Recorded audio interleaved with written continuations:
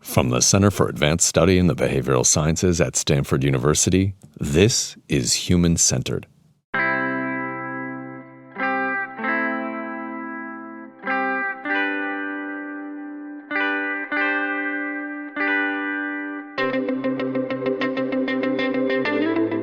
Political conflicts related to immigration and migration dominate many domestic and international policy agendas. The challenges are multidimensional, and we've examined some of those dimensions in previous episodes of Human-Centered.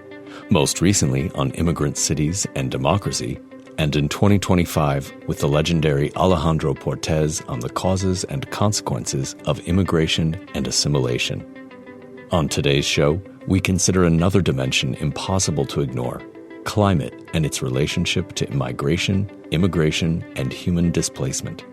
And we'll cover it both from scholarly as well as policy and practice angles with two 2025 CASBS fellows, sociologist Maureen Eger, who for years examined attitudes toward immigration and ethnic or racial diversity at Umeå University in Sweden, and today continues that work at the University of Southern California, and Alice Farmer, a refugee lawyer who studies how climate change alters the international legal framework of forced displacement.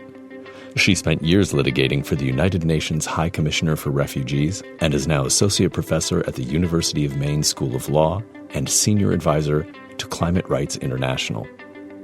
Joining Maureen and Alice in conversation is former New York Times journalist and Pulitzer Prize winner John Markoff, a 2017-18 CASBS fellow and an occasional guest host here on the show.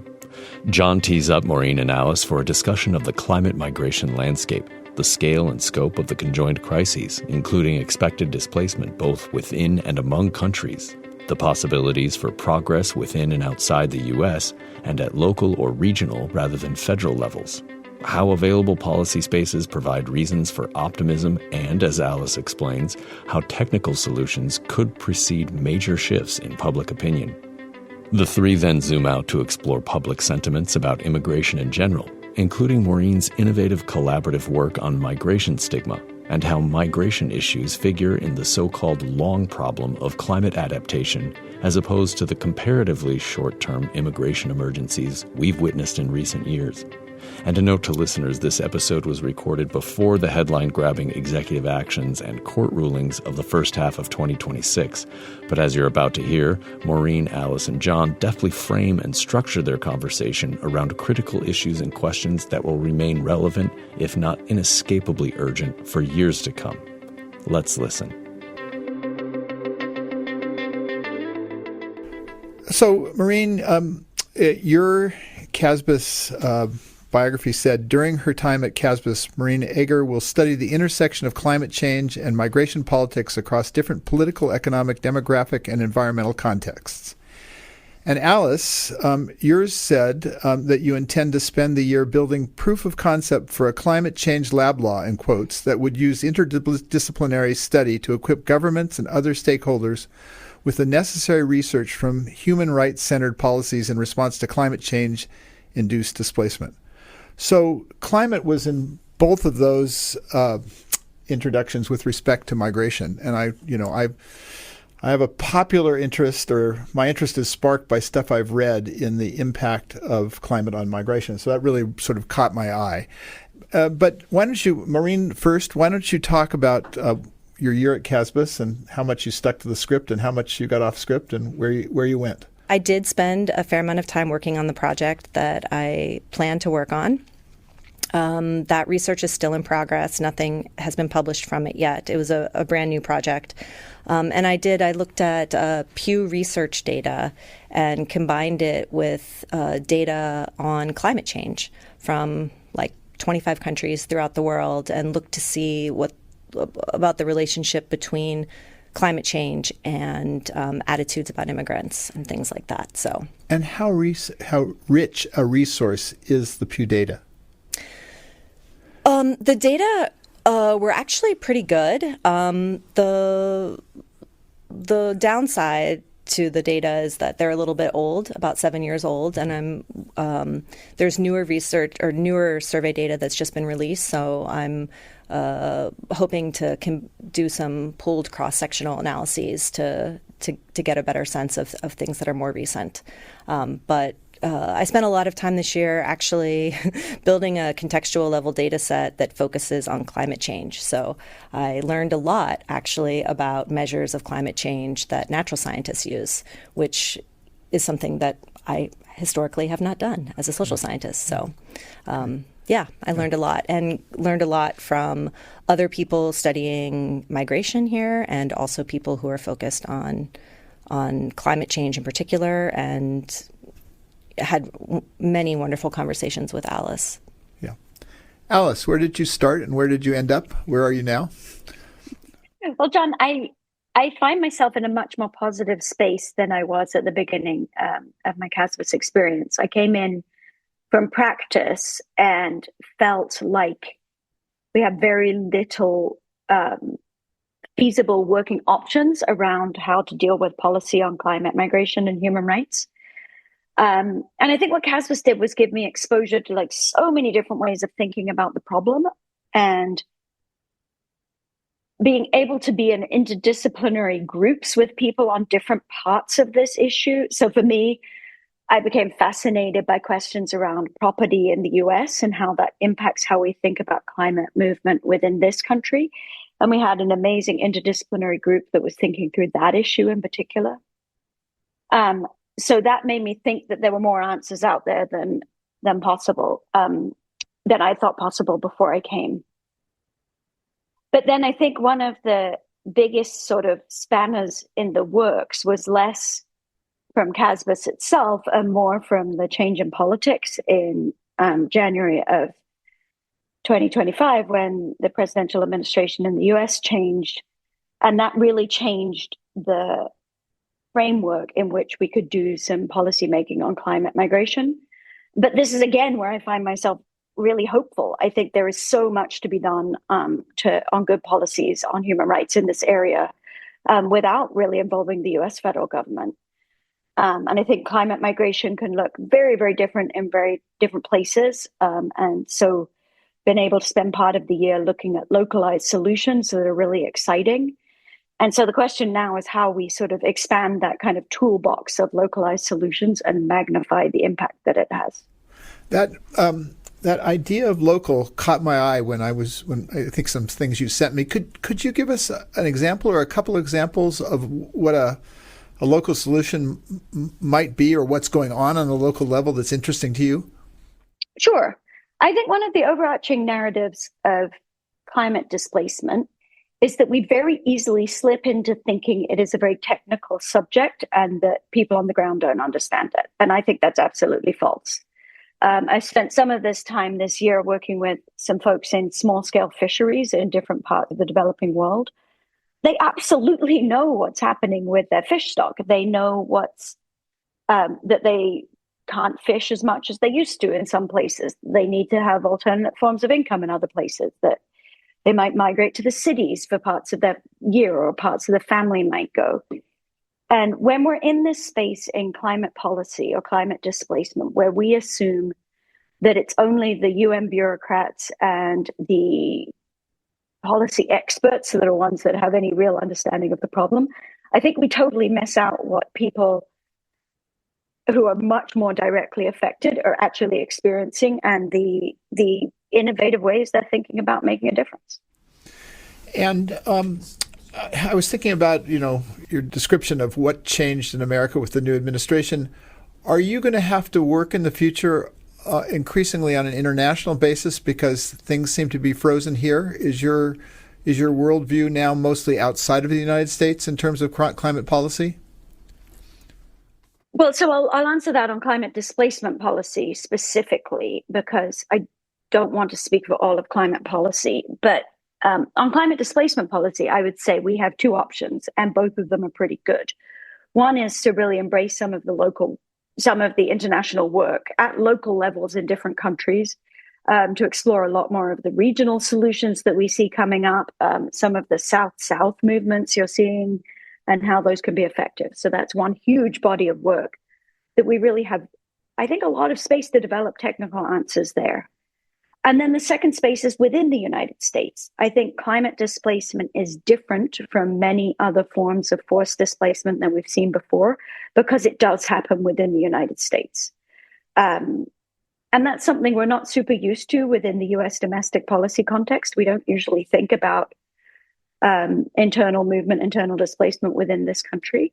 But it's a very real thing. It will become more and more real as climate change has more impacts in the south and southwest of this country.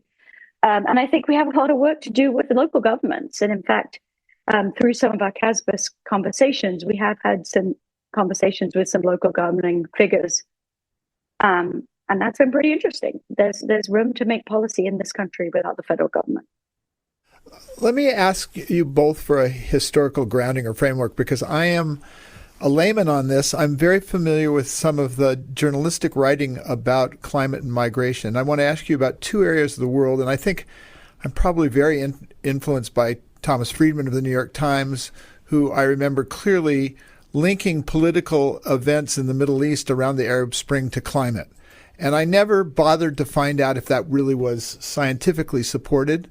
I saw that, Alice, when we had a back and forth by email, you were also talking about events that happened in Central America in 2014, where the security situation deteriorated in a number of countries, and that led to a wave of immigration. And I wanted to ask if climate was a factor there. So those two regions of the world, what is the science? Well, John, I'm a lawyer. I don't know science, but I can tell you our prevailing sort of conventional wisdom that we work with in the international legal space, which is that some of the typical ways that we think about conflict-induced displacement, or you think about conflict refugee settings, are worsened by climate factors.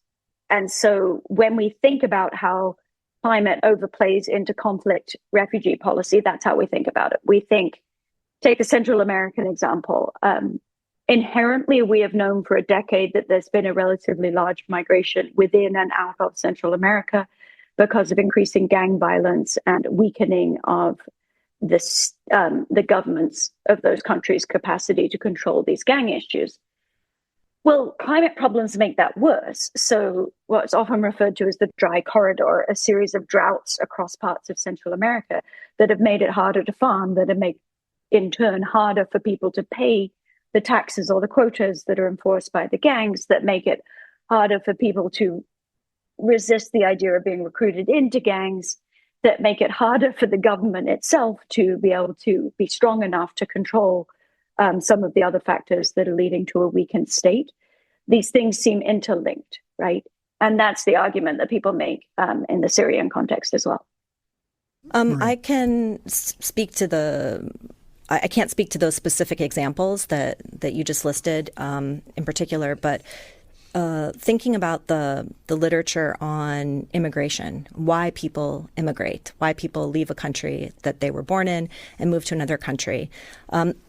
In general, there are pull factors and push factors.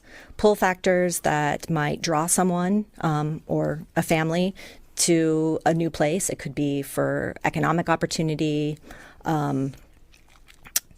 more political freedoms, things like that. Then there's also push factors, things that make people want to leave the country that they were born in. And these could be, a lack of job opportunities, a lack of political freedom, for example, just to name those two. But a lot of immigration, international immigration, is due to economic opportunities. In the surveys that we have that ask people the reasons why they've immigrated, or why, if they're thinking about immigrating, what would the reasons would they be? People overwhelmingly select economic opportunities. Even when climate is listed, people tend to not choose that. Now, does that mean that climate isn't a part of it? No. In some cases, it very well might be, just as Alice pointed out, but people are not selecting that as the primary cause. It could be, well, there's been a drought, and I can't get a job doing what I typically do in farming and agriculture, so I'm going to go someplace where there's better job opportunities for me. And so economic issues get identified, not necessarily the underlying cause, or not the underlying cause, but something that is exacerbating a social problem. I'm really glad that Maureen raised that point about how a lot of people identify their movement as being economically driven. And I think when we look at the global policy framework of dealing with some forms of displacement, there has been for decades a division between forced displacement that's related to refugee movement and movement that's related to economic causes. And we often see we will disqualify someone from refugee status if we perceive their movement to be primarily economic in nature. What's fascinating to me about climate displacement is it blows up that difference, right? It becomes really hard to pass the Guatemalan example and say, oh, did you move because you were indigenous and your land is dried up? Did you move because you're discriminated against in disaster preparation for the government? Did you move because you can't grow any crops and therefore you can't feed your family and you need to make more money and make sure this climate just becomes this sort of pervasive part of the conversation in all different aspects of it. And I think that old distinction that had a lot of critiques anyway between forced displacement and economic movement is really breaking down now in ways that become really interesting to think about how to form policy responses. Yeah. But what's interesting about that in terms of public opinion, the literature very clearly shows that people who move to a country as refugees are viewed as more deserving than those who are economic migrants. And so if people are having to move because of climate change, they may not be understood by the public as a group that historically would have been seen as deserving of migration status. And instead, if they're just seen as economic migrants, then there could be more antipathy towards them. Yeah. Allison, in our email exchange, you mentioned that one of the things we might talk about is the scale of the problem, and you noted that no one really knows. But I wanted to, I have this perception that the scale might be immense if climate continues to go in the wrong way. And I was just wondering if you could sort of frame the scale question. Sure. So some of the opening observations I would say would be one of the predictions is that a great deal of climate migration will be internal, that is, people moving within their own country. And so that, I think, is a good reminder to keep when we are scared about the borders of the United States or the borders of the European Union. Yes, there will be pressures on those borders, but some significant portion of the climate displacement will be within people's own country and will, in many cases, be really over relatively short distances. Well, that's one of the operational theories. A second theory that plays into us understanding these numbers is we don't know yet what kinds of adaptation people will be able to do or what kinds of adaptive technologies will help us with thinking about our new worlds, right? So many more of us live in Arizona than would before the invention of air conditioning, right? So what are the types of adaptive technologies that will enable us to live in certain places that are becoming more and more climate hostile? And those kinds of adaptive technologies can range from the simple to the very complex. And when you look at places like the Emirates and that kind of thing, you see some of these adaptive technologies coming out. So with those two operating premises, I'd say that one of the sort of most effective ways I've seen to look at what these numbers are actually is a study that was published in the Proceedings of National Academy of Science that looks at the niche in which humans typically live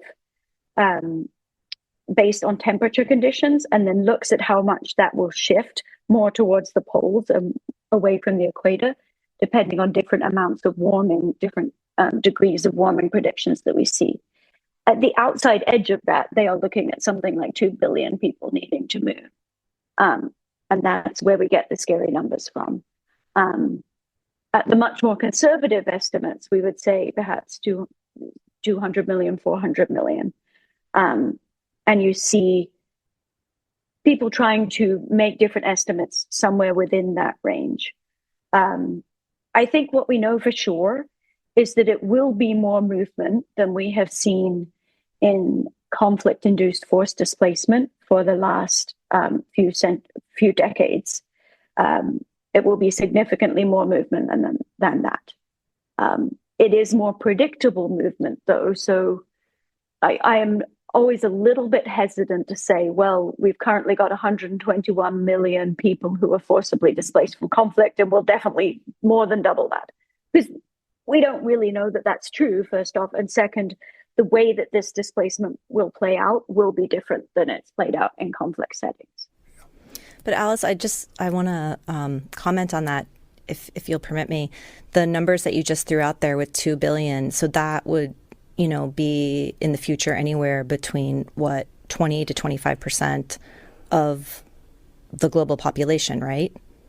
Yes, but that number comes from a study that looks at this niche that humans have lived in comfortably and how much of that niche will be affected. But it doesn't take into account the adaptive potential. It doesn't take into account movement within the niche itself. Yes.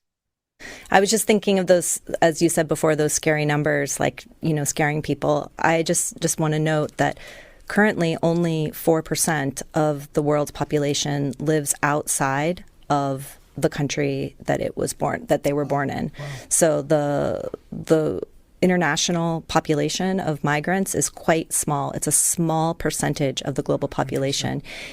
Even though in some areas it might be a larger share of the population, on average, for the globe, it's 4%. That's fascinating. Yes, but that's 4% of international movement, right? Whereas this potential upper bound of 2 billion would be a great deal of internal movement.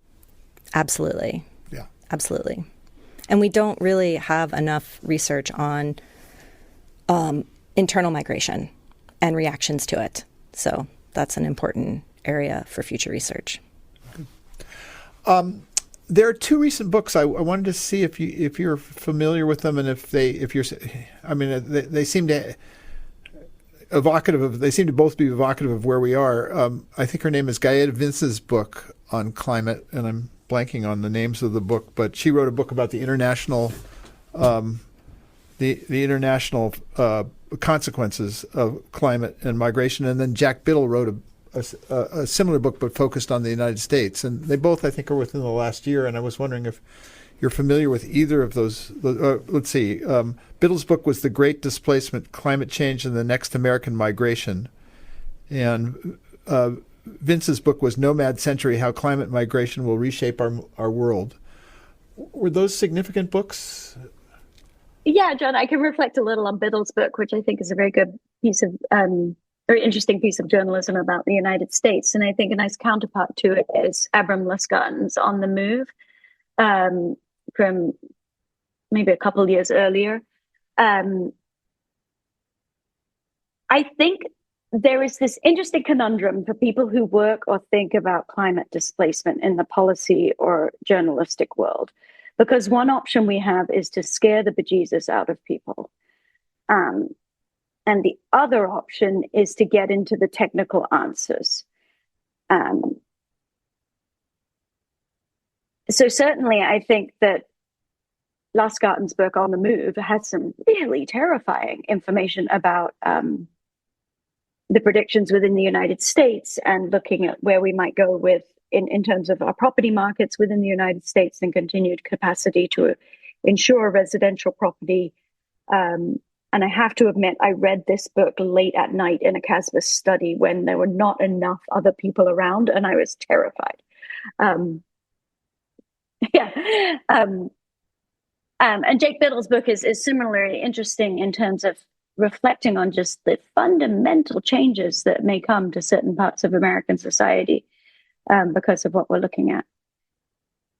I think there's a good place for the scare the bejesus out of us narratives, because if that drives some policymakers to feel more empowered to take early action, then I think that can be quite influential. I'm going to mention a third book, which is by a guy who's done some summer stuff at CASBS, a guy named Tom Hale. And he's written a lot about long problems, not about climate displacement itself, but about climate change being a long problem. He's a political scientist, and he basically argues that some climate issues are long problems. We can see this policy problem play out over a series of decades, but there are certain obstacles to taking action on them. And some of the obstacles he talks about are things like shadow interests in the future that are very hard to represent in current policy making, or the stickiness of certain institutions in terms of being able to form responses now that will affect what happens in the future. And so I think the kinds of contributions that Jake Biddle or Abram Lusgarten are making help us with some of those long problem governance issues, that if they can help us unstick the institutions that need to take action now about this issue, needed to take action 5 years ago, 10 years ago, then that can only be helpful in this conversation. But I think that the part that may not be helpful is the public opinion part, for which I would defer to Maureen. And I'm not sure we want to scare the bejesus out of people. Well, if I can just add something to that, I just want to point out that the politicians and the political parties that are the most opposed to immigration and immigrants also do not see climate change as a problem that needs to be solved. And so it's especially interesting conundrum as Alice described it. So I think that's very much a reality in the United States at this point, that it's still up for debate. But this is also true cross-nationally. Yeah. It's very nice to talk to both of you because, I have to admit that much of my perception of migration and climate is shaped by science fiction. And if you read enough science fiction, these days you can have a very dark view of the future. So in talking and listening to both of you, you both seem to see paths forward that are not completely black and dark. Is that fair? I think CASBS gave me the space to feel like there are ways to find solutions, and that is a pretty great thing to have spent a year doing. I could also perhaps mention that we did have a speculative fiction reading group this year, and one of the books we read was Parable of the Sower by Octavia Butler, which is remarkably prescient about climate displacement problems. I've read Ministry of the Future, but not the one that you mentioned. I'll have to add that to the list. We also read that this year. We did. Which was a very optimistic book, actually, in the end, right? And it was not as pessimistic as it started out. Maybe ask this first to Maureen because this is your world. I was struck, I haven't read the articles yet, but I was struck by the headlines that says that there's been a significant shift in U.S. Sentiment about immigration. And I was wondering if you've seen those data, and if you can illuminate what's actually happening. I was actually kind of stunned. So you're talking about the Gallup polling. So this the Gallup poll shows that for a long time, actually, attitudes about immigrants and immigration were becoming more positive. And with Trump, they had taken a turn and become more negative. But since his administration has been in office, we see actually an improvement in terms of those attitudes. Americans are more supportive towards immigrants in recent months, and more supportive of immigration in general. So this we could think of as like a backlash to the backlash in a way. There's been a reversal with Trump, these long-standing trends, first time, and now there seems to be a second reversal where attitudes have become more positive again. And this Gallup polling is actually consistent with a lot of survey data from the United States. So this has been a consistent trend. This reversal of the reversal is something new that just came out with the Gallup polling, though. There's two ways that we could interpret these results. The first one has to do with just this reversal being reflective of actual attitudes towards immigrants and immigration. According to Trump, when he was running for office, and his plans to deport millions of immigrants, he argued that the people that were going to be deported were all dangerous criminals. And it turns out that the Trump administration, in practice, has been casting a wide net, so to speak. And as a result, lots of people's coworkers, their neighbors, and their friends have been caught up in this. People just living their lives, being snatched off the street, deported, and imprisoned. So it could be that support for immigrants and immigration is increasing because people are rejecting the stigmatizing rhetoric and the things that they're seeing the Trump administration doing. And in this case, the polling would reflect actual attitudes towards immigrants. A second interpretation, which is related to the first, is that the polling data reflects attitudes about Trump and Trump's handling of immigration. And then in this case, it would be an example of thermostatic politics. This is when a government's policies move too far in one ideological direction, and then the public reacts by favoring a shift in the opposite direction to sort of even things out, to cool down or heat up the policy. So we could think of this as like a policy feedback effect. And it's unclear. It could be both. So definitely this is an area where more research is necessary. Yeah. Alice, did you see these headlines? Are you aware of the shift, and do you have any thoughts? Thanks for the question, John. Yes, I did see some of those headlines, but I don't have anywhere near the detailed thoughts on polling that Maureen does. But I do think as policymakers, we're sometimes better off staying at the technical policy level and not trying to bring some of those, not trying to convince the public of what they don't need to be convinced of yet. And the reason I say that is that on climate displacement, we are beginning to develop technical policy solutions that are looking good. And I mean things like community-led planned relocation of certain very climate vulnerable communities, or regional free movement agreements within certain parts of the Caribbean or West Africa. And these are interesting, like beginnings of solutions that look a bit different than migration policy we've seen before. And most technical policymakers at the sort of working level know that climate displacement is something that's happening, and they know it's real. But I think if we go out and present it to the public right now, it's a really scary thing. We're talking big numbers, we're talking irreversible redistribution of the population across the world. And I think we are much better off spending time building our technical toolbox so that when the public becomes more and more aware of this phenomenon, we have some actual answers to go out there with, instead of trying to chase the public opinion to begin with.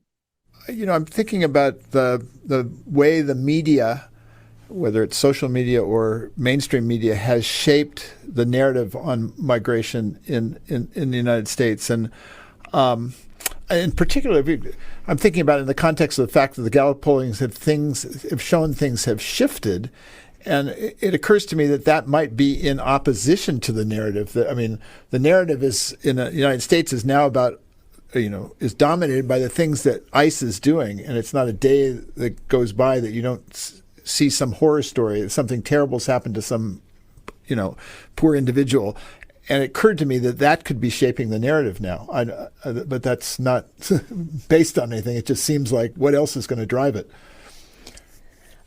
So in terms of the research that exists on the relationship between exposure to certain media accounts and attitudes about immigrants and immigration, the existing studies show that they matter. But it also depends on your partisanship and which media outlets you're paying attention to. So I think at this moment, it's kind of hard to talk about the media because there's not just one media. And depending on what you're listening to, what you're reading, you're going to be exposed to very different narratives. And also you'll be exposed to different data, real and manufactured. One of the topics that I was intrigued by was in Maureen's work was the notion of migration stigma. And I was wondering if you could talk about your work there. First of all, what took you there? How did that become a subject of your research? I got an email from two professors who study stigma, and they were interested in developing a project, a proposal, where we could convene a forum of academic scholars, an interdisciplinary forum, to, over the course of a week, talk about stigma in the context of migration. and they needed someone who studied migration. I think they were also looking for someone who wasn't American, and they didn't realize contacting me at my Swedish institution that I was American. But they stuck with me. So yeah, it's been it was a long project.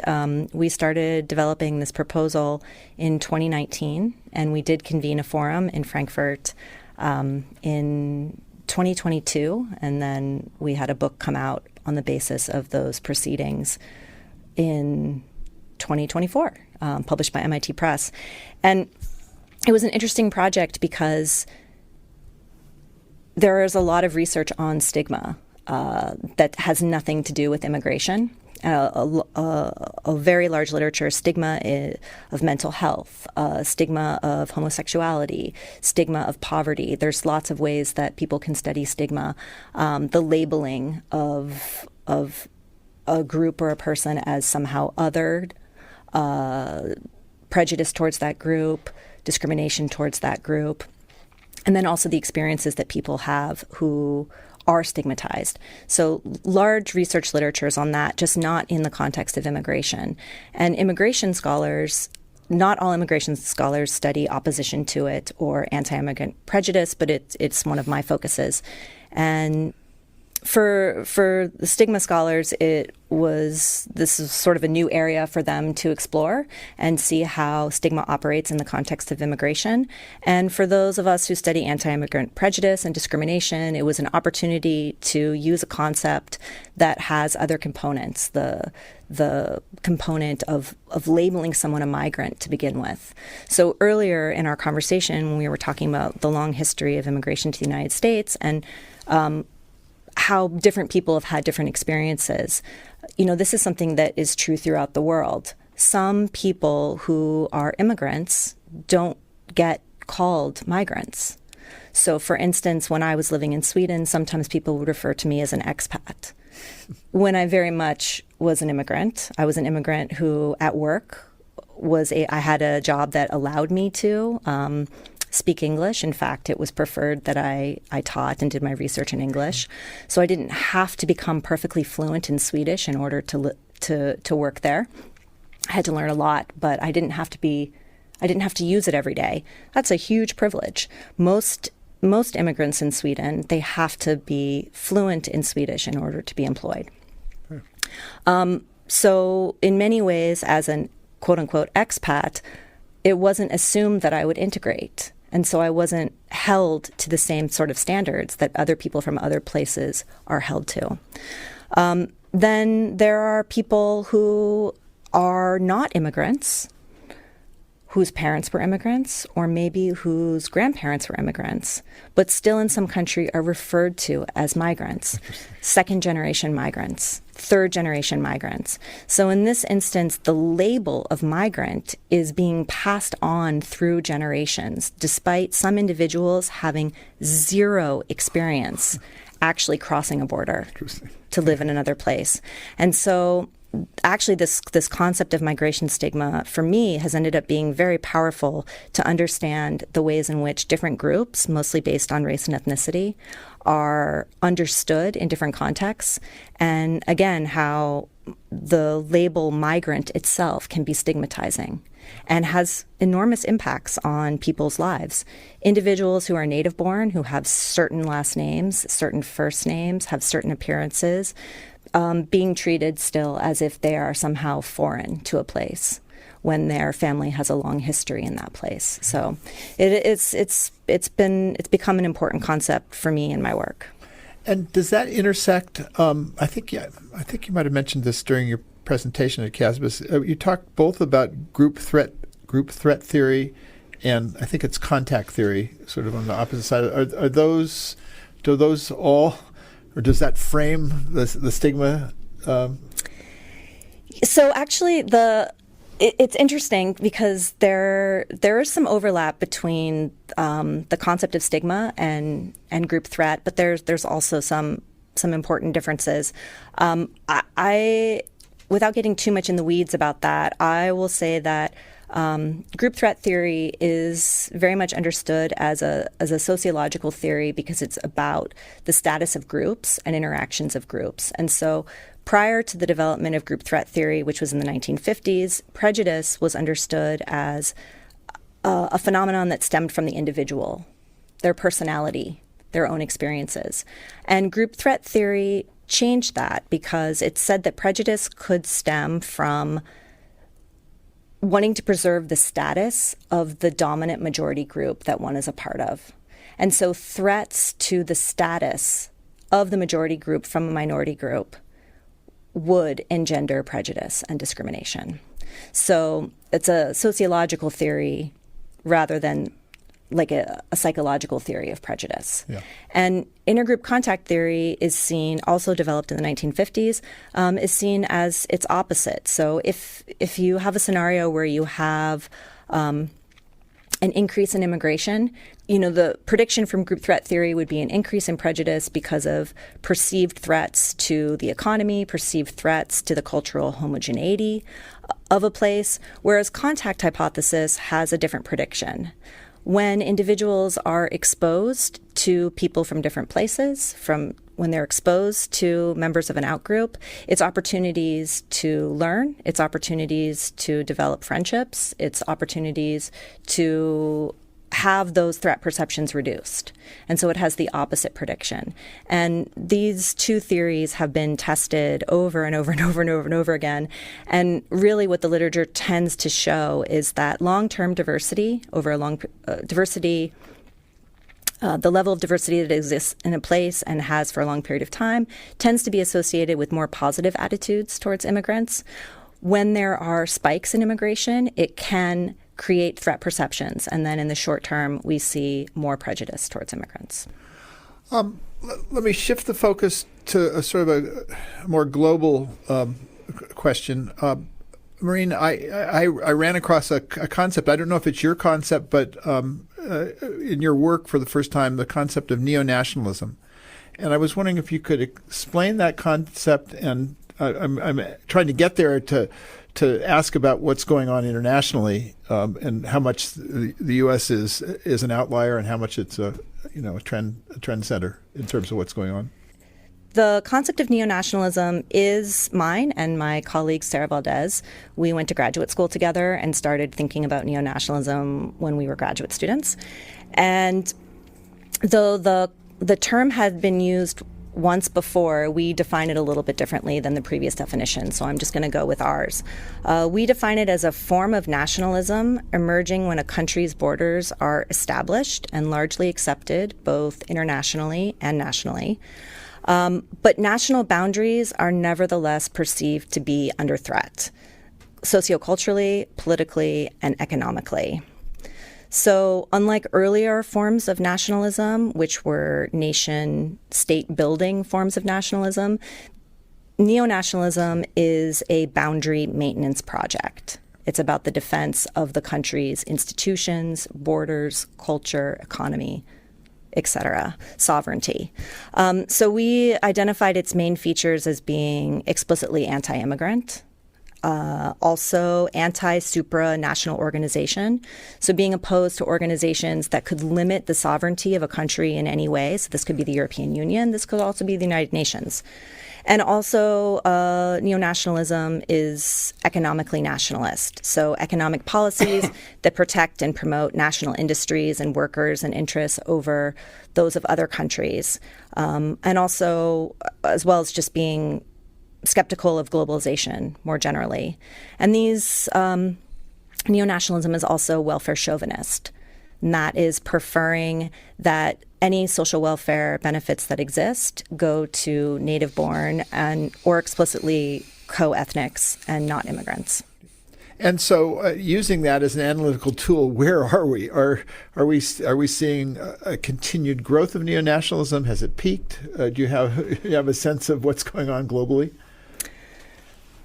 Well, it's definitely been on the rise in recent decades, and in Europe in particular, since the 2015-2016 so-called migration crisis, where immigrants were fleeing the wars in Iraq and Syria and came in large numbers to Europe. So there's definitely been a rise since then. I don't want to tie it completely to actual surges in migration because these parties in many countries were establishing themselves there before. But they have seen a lot of electoral gains in recent years, and certain anti-immigrant rhetoric and ideas and policies that were unthinkable a decade or 2 decades ago are much more mainstream now. Yeah. I don't know if we've reached a peak. Alice, thoughts about nationalism as a force globally? Well, I really like Maureen's framing of neo-nationalism. I think it's a really interesting way to think about it. The part that I've spent some portion of the last few years dealing with is asylum systems and how they function in global North countries, so in the European Union and Britain and in the United States. And I think they're a classic example of this sort of limiting of sovereignty that Maureen was referencing. So the notion of seeking asylum is where you cross into another country and ask them for refuge because you would be persecuted if you were sent back. And when the refugee law system was designed in the 50s, coming out of World War II, the assumption at that point was that the numbers of spontaneous asylum seekers would be very low, in the thousands per year. And at this point, we're in the multi-millions per year. And that's partly as a result of much more free global travel, and it's partly a result of, some people argue, a result of limited other pathways that people could get places, right? And so in a good number of countries in the global North at this point, we have non-functioning asylum systems. And that's true in parts of Europe, and that's true in the United States, where we have massive backlogs in these asylum claims. I'm referring to statistics from about a year ago in the United States, but we had a 4-year wait for your initial asylum hearing before immigration courts in some certain types of cases. And at that point, you're at a yes, there are absolutely ways that countries could choose to set up their asylum systems differently and more efficiently. That's certainly true. But for where we are, where we have this notion that a country like Britain or the United States has to open its doors to these people seeking asylum, and yet we're going to sit in a wait for 4 years to process that. I sort of understand some of the pushback that we're seeing from the kinds of populations that Maureen has been studying. That makes sense, right? Like that's a rule that was written in the 1950s that is binding how states are now acting. That is, in some ways, quite a strange thing. What makes me sad is that we're trying to resolve that in ways that aren't necessarily particularly protective of the people who do need some sort of human rights protection. In terms of international legal structures, where is this playing out besides the United Nations? Are there other international organizations that are vital? Yes. There's some interesting stuff coming out from the Inter-American Court on Human Rights. They've just issued an advisory opinion, which was the request for the advisory opinion came from Chile and from Colombia about the human rights implications of climate change broadly. But the Inter-American Court, in issuing the advisory opinion, put forward some interesting observations about the human rights of climate, the human rights inherent to the problem of climate migration. And they defined that really quite broadly in ways that are pretty interesting. A second body that's done some interesting work is the Human Rights Committee. And where that becomes interesting is that they've come forward and said that there's a potential for the violation of the right to life based on slow onset climate change. Particularly, this was in the case focused on a family from Kiribati. That case is called Teishiota. And in that case, the HRC did not say that for this particular family, they should have some sort of protection, but they did say there was a potential for that protection to come up in some sort of similar case in the future. And what's interesting about that is it's based on the right to life in the human rights body of laws, international human rights law, which is distinct from where we usually find these principles in international refugee law. So in both these examples, we are seeing some of the sort of foremost bodies that issue jurisprudence on these kinds of issues coming forth and saying, actually, we have some really interesting reflections and ways to nudge some of our laws forward. And I think there is potentially quite a large scope for growth there. Alice, any final reflections? I think as a final reflection, I'd like to say that one of the ways that I've practiced over the last 20 years in international law and humanitarian practice is that we are in short-term emergencies. That's what our world, my world, is set up to deal with, is the immediate outflow from Ukraine of 5 million people. That is not the problem that's ahead of us, right? We have this big, long, unpredictable problem coming up, and it's not a short-term emergency. It's a really big picture. It's a big enough and a different enough problem that I wish we could set up the international governance architecture from scratch. But we don't have the opportunity to do that, right? And so instead, we need to nudge the existing architecture, which really is a short-term emergency framework, into something that can operate for this long-term problem. And to me, that is a very, very interesting policy space to be in. Maureen, any final thoughts on attitudes towards immigration? A lot of my work studies the impact of crises on attitudes towards immigrants and support for political parties that are explicitly anti-immigrant. In the first weeks of the COVID lockdown, I worked with a postdoc to develop a theoretical model about the long-term implications of the COVID-19 border closures, which were originally public health responses to a global pandemic and not related to opposition to immigration. We argued that these COVID closures, again, not about immigration, set in motion first a demographic process that would eventually lead to a migration spike when the border restrictions were loosened. We liken this to the post-World War II baby boom. People were unable to have children. Suddenly they were able to. And so we saw a spike in that demographic process. And we predicted that something similar would happen in terms of migration opportunities. When there were no opportunities, no migration. And then as soon as the restrictions were loosened, people would go. And that is what happened. Second, we argued that this spike would generate these threat perceptions and ultimately support for parties and politicians promising to close the borders and tighten immigration policy and border controls in the post-pandemic era. And largely, we think this has borne out that way.